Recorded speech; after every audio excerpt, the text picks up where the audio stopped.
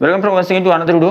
हा व्हिडिओ खूप महत्त्वाचा आहे. या व्हिडिओमध्ये आपण अचूक अंदाज बघणार आहोत मेरिटचा किंवा कट ऑफ मार्क्स जे आहेत इथे बघा तुम्हाला इथे सर्व क्लिअर दिसतंय तुम्हाला. ठीक आहे, मेरिटचा अचूक अंदाज बघणार आहोत. फर्स्ट व्हिडिओ आहे हा, जेणेकरून तुम्हाला एकाच व्हिडिओमध्ये जे आहे तुम्हाला स्कोअर कळेल. ठीक आहे, आणि याच्यामध्ये मेरिट सुद्धा आहे, कट ऑफ मार्क्स सुद्धा आहे. ठीक आहे, प्रत्येक वर्गासाठी बघा 1 ते 5 आहे, 6 ते 8, 9, 10 आणि 11, 12 साठी. ठीक आहे, सर्व गोष्टी क्लिअर करणार आहोत. पण व्हिडिओ सुरू करण्या अगोदर पूर्ण व्हिडिओ तुम्हाला तसा समजणार नाही, काही एक्सप्लेन करावं लागणार आहे काही गोष्टी, जेणेकरून तुम्हाला पूर्ण क्लिअर आयडिया येईल. ठीक आहे, तो व्हिडिओ सुरू करण्या अगोदर जर तुम्ही चॅनलवर नवीन असाल तर चॅनलला सबस्क्राईब करा, व्हिडिओला लाईक करा, व्हिडिओला हाईप करा आणि जास्तीत जास्त शेअर करायला विसरू नका. तर चला सुरू करूया आजचा व्हिडिओ.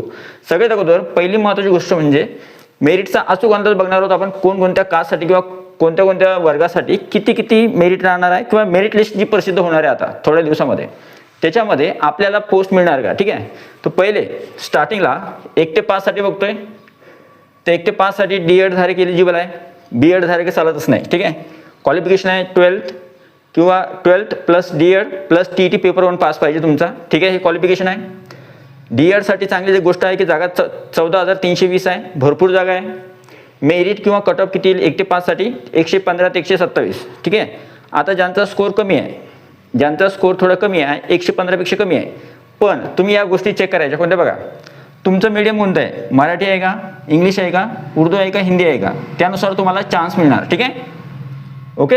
आता उर्दू आहे, इंग्लिश आहे तर थोडा अजून कमी स्कोअर लागेल.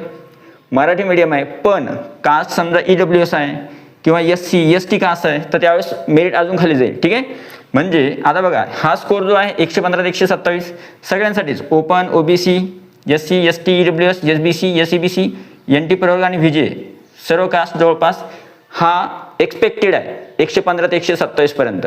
पण मी काय सांगितलं, जर तुमचं मेरिट 110 आहे, 110 पर्यंत आहे किंवा बिलो 100 आहे, बिलो 100 आहे, 100 पेक्षा खाली आहे किंवा 110च्या आसपास आहे, तर त्यावेळेस काय करायचं, तुम्हाला तुमचं मीडियम बघायचं कोणतं आहे, तुमची कास्ट कोणती आहे. आणि अजून महत्त्वाची गोष्ट या गोष्टी बघायच्यात. कोणत्या बघा, आता सगळ्यात अगोदर तुमची कास्ट बघा, मीडियम बघा, स्कोअर बघा किती आहे तुमचा, आणि डिस्ट्रिक्ट तुम्ही व्यवस्थित सिलेक्ट केले का, त्याच्यामध्ये जागा किती होत्या, तुमची रँक कोणती आहे, रँक किती नंबरवर आहे तुमची.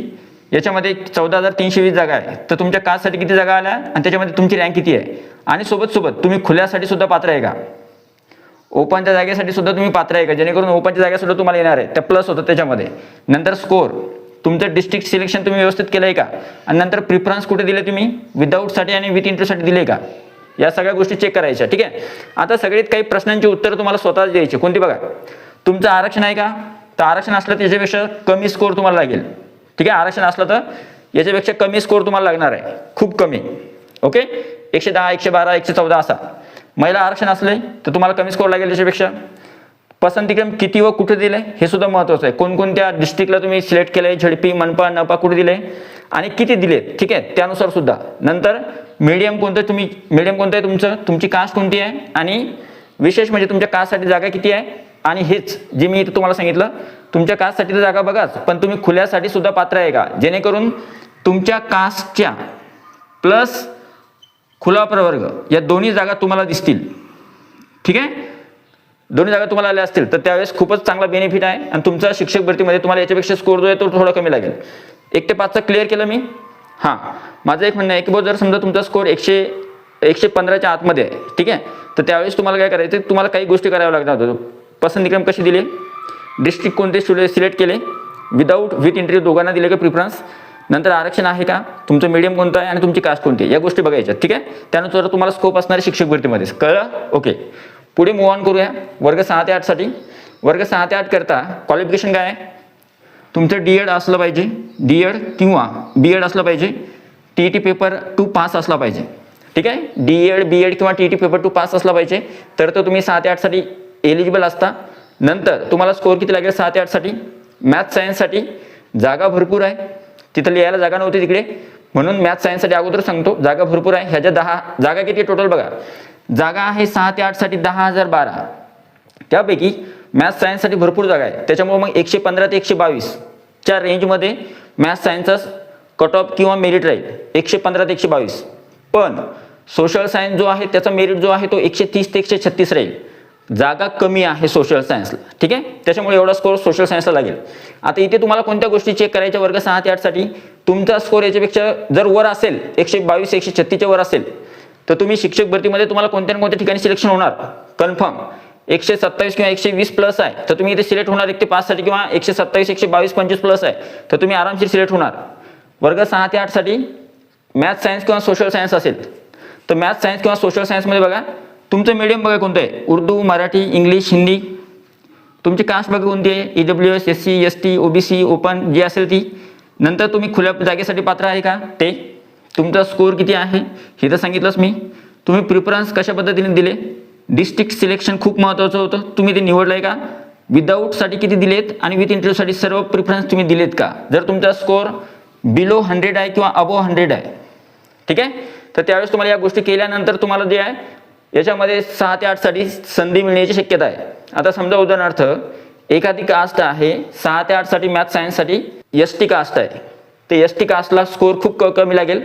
मग आता इथं कशाचा बेनिफिट झाला, कास्टचा. समजा तुम्ही उदाहरणार्थ उर्दू मीडियममध्ये येत आहे, मग इथं तुम्हाला उर्दू मीडियम मॅथ सायन्स इथं कमी स्कोर लागेल थोडा, ठीक आहे. अजून एक महत्त्वाची गोष्ट, जर समजा तुम्ही आरक्षण घेतलंय, अजून एक महत्त्वाची गोष्ट आहे, इथे आरक्षण सुद्धा पाहिजे होतं, ठीक आहे. जर समजा तुम्ही आरक्षण घेतलंय महिला, प्रकल्पग्रस्त, भूकंपग्रस्त, अनाथ, अपंग, किंवा जर समजा तुम्ही याच्यामध्ये येतं माजी सैनिक, खेळाडू किंवा अंशकालीन, तर तुम्हाला आरक्षण असल्यानंतर तर तुम्हाला स्कोर खूपच कमी लागणार आहे, खूप कमी लागणार स्कोर मॅथ सायन्ससाठी, ठीक आहे. सोशल सायन्ससाठी तीच गोष्ट आहे जी मी तुम्हाला मॅथ सायन्ससाठी सांगितली, त्या गोष्टी ॲप्लिकेबल करायच्या. आता मूव्ह ऑन करूया पुढच्या वर्गासाठी, वर्ग 9 ते 10 करिता, ठीक आहे. आता बघा क्वालिफिकेशन काय लागतं, तुमचं BEd असणं कंपल्सरी आहे, नंतर तुमचं ग्रॅज्युएशन असलं पाहिजे 9 ते 10 साठी. नंतर तुमची TET परीक्षा.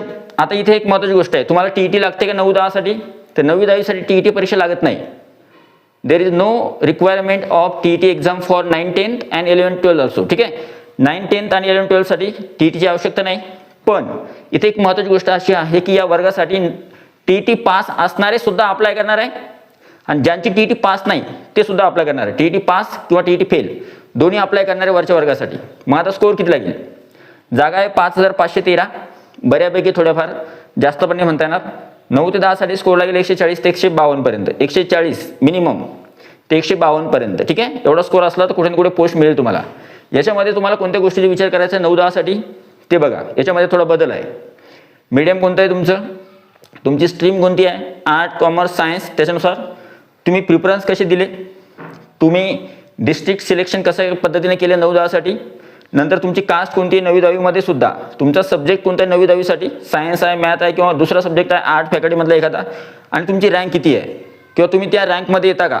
जे आपण चार्ट सांगितला होता की 201 मार्क पासून तर 200 मार्क पर्यंत विद्यार्थ्यांची लिस्ट आहे, तर त्या लिस्टमध्ये तुम्ही किती कुठे येता, 170 प्लस येता, 180 प्लस येता, 170 प्लस येता, 160 प्लस येता किंवा 150 प्लस येता किंवा 140 प्लस येता. तर त्याच्यानुसार तुम्हाला इथे लक्षात ठेवायचं रँक किती तुमची, त्यानुसार तुम्हाला इथे संधी असणारे 9 ते 10 साठी स्कोर किती आहे 140 ते 152. ओके. आता बघूया आपण 11 ते 12 करता लास्ट. ओके, 11 ते 12 करता कशी संधी आहे, किती स्कोर लागणार ते बघूया. क्वालिफिकेशन किती लागतं 11 12 साठी, 11 12 साठी क्वालिफिकेशन लागणार आहे BEd कंपल्सरी आहे तुमचं पोस्ट ग्रॅज्युएशन असलं पाहिजे, कोणत्याही स्ट्रीममध्ये असाल तुम्ही तरी, आणि तुम्हाला TET परीक्षेची आवश्यकता नाही. पण TET परीक्षा पास असणारे आणि TET परीक्षा पास नसणारे दोन्ही अप्लाय करणार आहेत, ठीक आहे. आता स्कोर किती लागेल, जागा बघूया पहिले किती आहे. 11वी 12वी साठी जागा खूप कमी आहे, 364 जागा आहे. आणि त्यानुसार जर स्कोर बघितला आपण तर 11वी 12वी साठी स्कोर लागणार आहे, कट ऑफ लागणार आहे 11 12 साठी 148 ते 155, म्हणजे 148 प्लस किंवा 155 प्लस मार्क असतील तर तुम्ही शिक्षक भरतीमध्ये तुम्हाला कुठे ना कुठे पोस्ट मिळणार. एक गोष्ट लक्षात ठेवा, जर तुमचा स्कोर 155 प्लस आहे ना तर तुम्हाला तर पोस्ट कुठे ना कुठे मिळणारच, ठीक आहे. फक्त तुम्ही प्रिफरन्स सर्व दिलेले पाहिजे.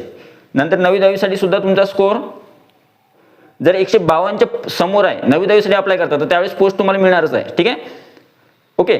आता इथे कोणत्या गोष्टी लक्षात ठेवायच्या 11वी 12वी साठी ते खूप महत्त्वाचं आहे. बघा तुमची स्ट्रीम कोणती आहे, आर्ट्ससाठी शिकवणार आहे तुम्ही, म्हणजे आर्टमध्ये येत आहे तुम्ही, कॉमर्समध्ये येत आहे किंवा सायन्समध्ये येत आहे. आता बघा आर्टच्या व्हॅकन्सी चांगल्या येतात 11वी 12वी साठी, सायन्सच्या चांगल्या येतात पण कॉमर्सच्या थोड्या कमी येतात त्यानुसार. नंतर व्हॅकन्सी किती आहे तुमच्यासाठी, तुम्हाला किती प्रिफरन्स आले होते, व्हॅकन्सी किती होत्या, मीडियम कोणतं आहे तुमचं, आणि सगळ्यात महत्त्वाचं म्हणजे तुमचा सब्जेक्ट कोणता आहे, ठीक आहे. मीडियम सुद्धा महत्त्वाचं आहे 11वी 12वी साठी. तुमचं मीडियम इंग्लिश असेल तर पसंती कमी थोडी कमी आले, मराठी मीडियम असेल तर पसंती कमी थोडी जास्त आले, तुमचा सब्जेक्ट कोणता आहे, तुम्ही कोणत्या सब्जेक्टसाठी पात्र आहात 11वी-12वीसाठी, ते सुद्धा खूप महत्त्वाचं आहे. ठीक आहे. आणि स्कोर किती लागेल, 148 ते 155. यामध्ये एक महत्त्वाची गोष्ट अशी आहे की याच्यामध्ये क्लिअर कट सांगितलं मी तुम्हाला. आता जर समजा इथं उदाहरणार्थ एखादा विद्यार्थी आहे ज्याला समजा 100 स्कोअर आहे, ठीक आहे, किंवा 100 पेक्षा 105 107 स्कोअर आहे. तर या विद्यार्थ्यांना काय करायचं, 105 107 विद्यार्थ्यांना 9-10 साठी 11वी-12वीसाठी जायचे, टीईटी परीक्षा पास नाही, टीईटी परीक्षा पास नाही. तर त्यावेळेस तुम्ही संस्थेवर जावं, एखादी कोणती संस्था जी आहे ग्रँटेड, पार्शियली ग्रँटेड, तर 20%, 20%, 40%, 60%, 80%, कितीतरी पार्शियली ग्रँटेड संस्था आहेत त्याच्यावर तुम्ही जावं. कारण की तुमचा स्कोर खूप कमी आहे, 105 107 आहे, 110 115 आहे, 120 आहे, 125 आहे. तर त्यावेळेस तुम्ही विदाऊट आणि विथ दोन्हीसाठी प्रिफरन्स द्यायला पाहिजे. 9वी 10वी 11वी-12वीसाठी.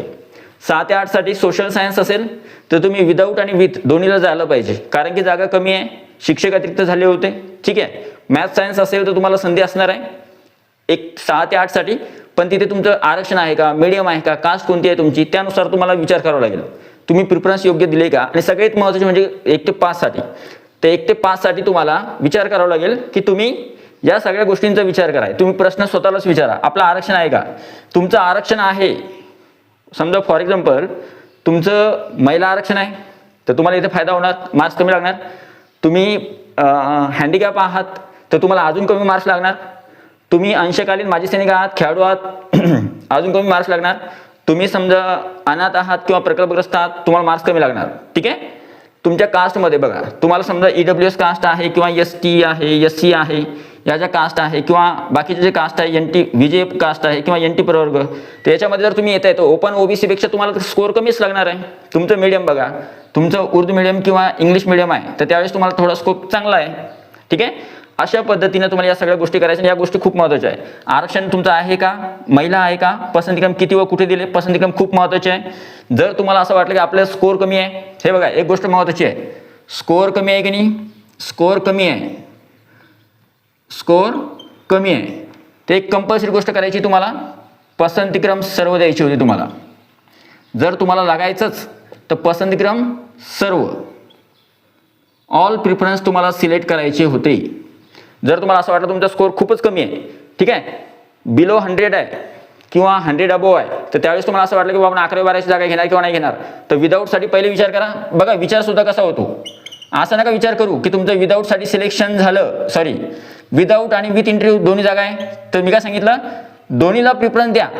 ठीक आहे. विचार कुठं होतो, पहिला विचार तुमचा विदाऊटसाठीच होणार, विना मुलाखत विदाऊटसाठीच पहिला विचार होतो तुमचा, पहिली जी निवड यादी लागणार त्याच्यामध्ये. आणि जर त्याच्यामध्ये नाही लागला तर तुमच्याजवळ हे ऑप्शन आहे विथ इंटरव्ह्यू. ठीक आहे. आणि इथे नाही जमलं, काहींचं इथं नाही झालं तरी फेज 2 आहे. कोणता आहे, फेज 2. फेज 2 साठी ज्या जागा येतील त्याच्यामध्ये. ठीक आहे. आणि फेज 2 मध्ये पण नाही झालं, जर खूपच स्कोअर कमी आहे 50 60 40, तर त्यांनी पुढच्या टेटची तयारी करावी. कोणती टेट, टेट 4 जी पुढच्या वर्षी होते, टेट 4 जी आहे ती होणार आहे. ठीक आहे. आतापासूनच सांगतोय मी तुम्हाला. तर आय होप हा जो व्हिडिओ आहे ही पूर्ण इन्फॉर्मेशन होती आणि हा पूर्ण व्हिडिओ होता. आय होप हा जो व्हिडिओ आहे किंवा ही जी पूर्ण इन्फॉर्मेशन आहे तुम्हाला खरोखर व्हिडिओ आवडला असेल. व्हिडिओ आवडला तर व्हिडिओला लाईक करा, या व्हिडिओला शेअर करा, या व्हिडिओला हाईप करा आणि या व्हिडिओला जास्तीत जास्त शेअर करा. आणि तुम्ही चॅनलवर नवीन असाल तर चॅनलला सबस्क्राईब करा. ठीक आहे. तुमचा जो अभिप्राय कमेंट बॉक्समध्ये नक्की लिहा. भेटूया पुढच्या व्हिडिओमध्ये. तोपर्यंत व्हिडिओ बघितल्याबद्दल thank you so much. Take care. Bye bye.